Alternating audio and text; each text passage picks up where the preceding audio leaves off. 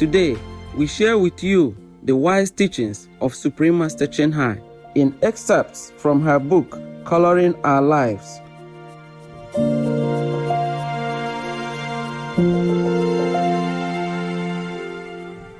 Bless yourself with an enjoyable treasure, meditation.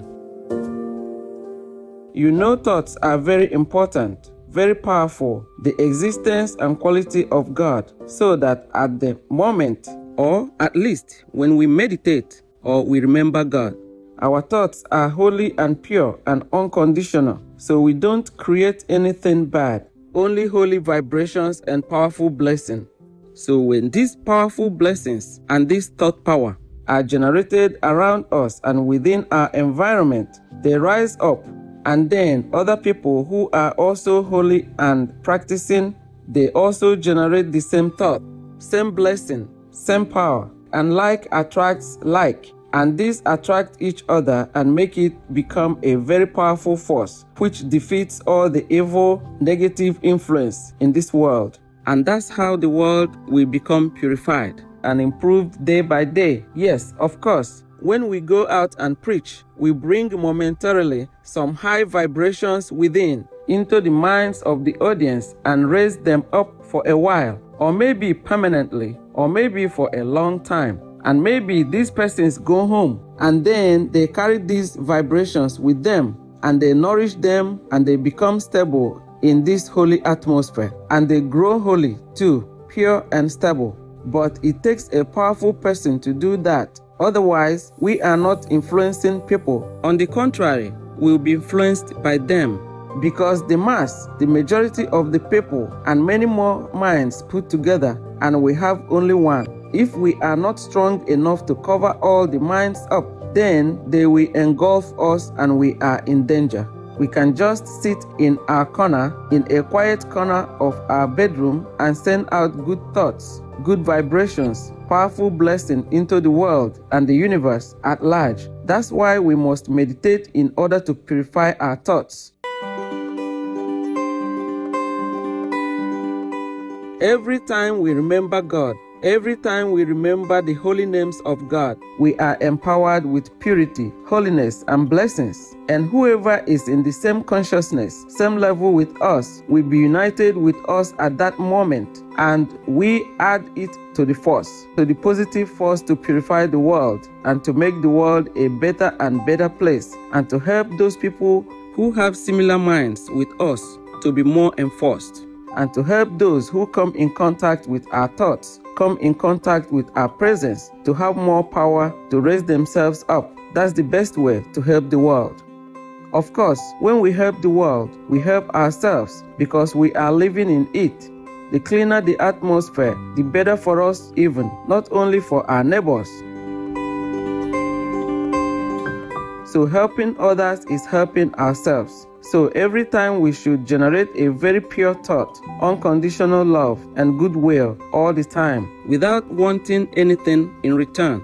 This is the best way. Even if we have not reached the holy stage or very great Bodhisattva or Buddha stage, at least we should keep ourselves pure and uninfluenced by the negative power around us.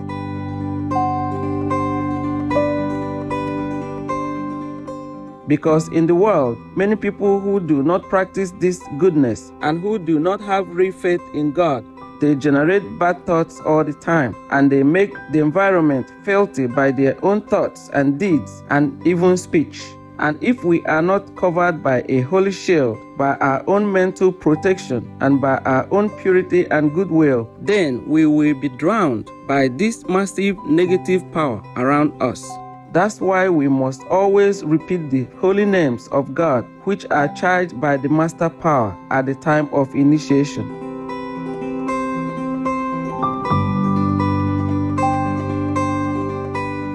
That's what we call spiritual lineage or Dharma bloodline. If we don't have the bloodline or the spiritual lineage, we repeat the names like an empty word. It has no power. Truly, it is so.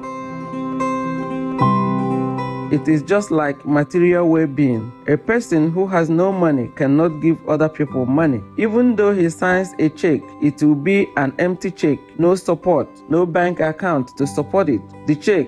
Similarly, the spiritually empty person cannot charge other people with spiritual power, cannot revive other people's spiritual power. Even though the spiritual power is invisible, it is existing. It must exist in order for a saint or a master to reawaken in the people, within people, their own spiritual power. Otherwise, it cannot just suddenly stand there and make fire by itself. Even though fire comes from wood, it needs something, or it needs another piece of firewood to burn it, or to make the fire within itself develop.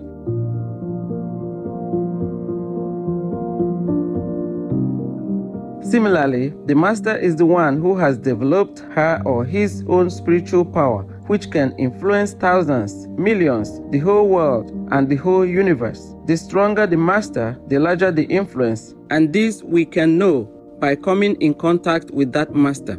We feel very calm when we sit with a spiritual master, and if we go out with other people, some people who are evil-minded or very fierce, we feel very restless and frightened. This is the invisible influence of the inner being, which we cannot tell, but we feel. So accordingly, we try to live up to the master's standard. So we meditate. We try to purify our thoughts. The best thought is non-thought. Therefore, if you repeat the holy names of God, that's enough. That's the best thought. They are very neutral, very holy, and very powerful. At that moment, you have not the need to invoke the daily mind, the mundane mind. Because however good we think, sometimes it is still conditioned by the customs of the country, by the habits of the mass of our people, and by the trend of the society. Therefore, the best thought is that we just think of God, because God is almighty, powerful. God can do everything. That means at that moment, we submit our will to God's will. Let God rule the universe, and we feel unburdened.